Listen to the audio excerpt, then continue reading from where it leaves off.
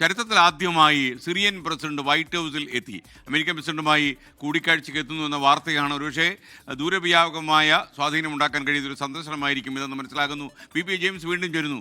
P P James, നമ്മുടെ ചുക്ക് കാപ്പി എങ്ങനെ ഉണ്ടായിരുന്നു? നന്നായിരുന്നു അല്ലേ? ഞാനിപ്പോ ചുക്ക് കാപ്പിയുടെ ഒരു പ്രൊമോട്ടറാണ്. കാര്യം ഈ പരിപാടി നമ്മുടെ ഈ ടെലിവിഷൻ അവതരണമൊക്കെ കഴിഞ്ഞു കഴിഞ്ഞാൽ ചുക്ക് കാപ്പി കച്ചവടം നടത്താമെന്ന് ഞാൻ വിചാരിക്കും. തീർച്ചയായിട്ടും സൂപ്പറായിരിക്കും കേരളത്തിൽ. ബാക്കി എല്ലാത്തിനും ആളുണ്ട്, മൾട്ടിനാഷണൽ കമ്പനി വരെ വരും. ചുക്ക് കാപ്പി നമ്മൾക്ക് മാത്രമേ ഇരിക്കാൻ പറ്റും. അപ്പോൾ വാർത്തയിലേക്ക്. ഈ അമേരിക്കൻ പ്രസിഡന്റ് ഡൊണാൾഡ് ട്രംപിനെ സംബന്ധിച്ചിടത്തോളം പൊതുവെ സിറിയൻ അംഗീകരിക്കുന്ന ഒരാളായിരുന്നില്ല. പക്ഷേ അവിടുത്തെ രാഷ്ട്രീയ മാറ്റം ഒരുപക്ഷെ അമേരിക്ക ഒരു തക്കമായിട്ട് കണ്ടുകൊണ്ട് സിറിയയുമായിട്ട് ബന്ധമുണ്ടാക്കിയെന്ന് മാത്രമല്ല, സിറിയക്കെതിരെ എത്രയോ കാലമായിട്ടുള്ള ഉപരോധം അമേരിക്ക പിൻവലിച്ചു. അമേരിക്കയിൽ വലിയ ടെററിസ്റ്റ് എന്നുള്ള രീതിയിൽ അറിയപ്പെട്ടിരുന്ന ആളാണ് അദ്ദേഹം. ഇപ്പോൾ പേര് മാറ്റി അഹമ്മദ് ഷറയ്യ എന്നുള്ള പേരിൽ പ്രസിഡന്റ് ആയിരിക്കുന്നു. അദ്ദേഹം വിമത സേനയുടെ അവിടുത്തെ എന്താ പറയുക തീവ്രവാദ പ്രസ്ഥാനങ്ങളുടെയൊക്കെ ഇതായിരുന്നു. അവിടുത്തെ റഷ്യയുടെ പിന്തുണയുള്ള ബഷാർ അസാദിനെ അവിടെ നിന്ന് പുറത്താക്കി ഭരണം പിടിച്ചെടുത്ത് അമേരിക്ക ഇപ്പോൾ അവരെ എന്താ പറയുക എല്ലാ തരത്തിലുള്ള ഉപരോധം മാറ്റിയിരിക്കുന്നു. ആ സിറിയൻ പ്രസിഡന്റ് വൈറ്റ് ഹൗസിലെത്ത് അമേരിക്കൻ പ്രസിഡന്റ് ഡൊണാൾഡ് ട്രംപിനെ കാണുന്നു. അതൊരു വലിയ സംഭവവാസം തന്നെയാണ്.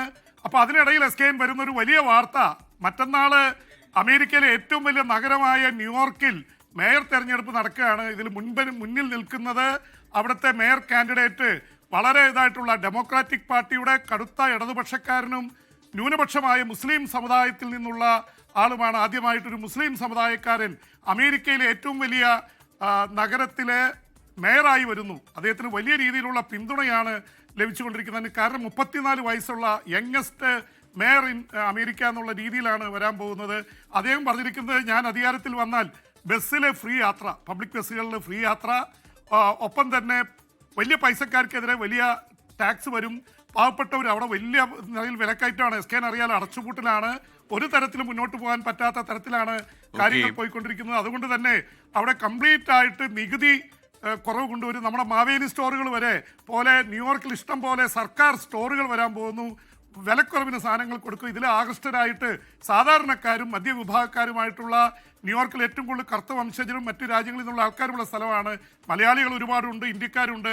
അവിടെ ഇതാ ഒരു മേയർ കാൻഡിഡേറ്റ് ആയിട്ട് ന്യൂനപക്ഷക്കാരൻ, ഇടതുപക്ഷക്കാരൻ. പക്ഷെ ട്രംപ് കളിച്ചു നിൽക്കുകയാണ്. എസ്കേൻ ട്രംപ് പറയുന്നത് ഹീസ് എ കമ്മ്യൂണിസ്റ്റ്. ആ കമ്മ്യൂണിസ്റ്റ് അമേരിക്കയിൽ അധികാരത്തിൽ വരാൻ ഞാൻ സമ്മതിക്കില്ല. ജയിച്ചു വന്നാൽ പിന്നെ ന്യൂയോർക്കിൽ ഞാൻ ഒന്നും കൊടുക്കില്ല, ഫെഡറൽ സർക്കാർ ഒന്നും കൊടുക്കില്ല എന്ന് കൂടി ട്രംപ് ഭീഷണിപ്പെടുത്തിയിരിക്കുന്നു. പക്ഷെ ട്രംപിന്റെ അമേരിക്ക പൂട്ടിക്കിടക്കുകയാണ്. വിലകൾ ആദ്യം എന്താ പറയുക കുതിച്ചുയരുകയാണ് റോക്കറ്റ് പോലെ. പിന്നീട് കാണാം.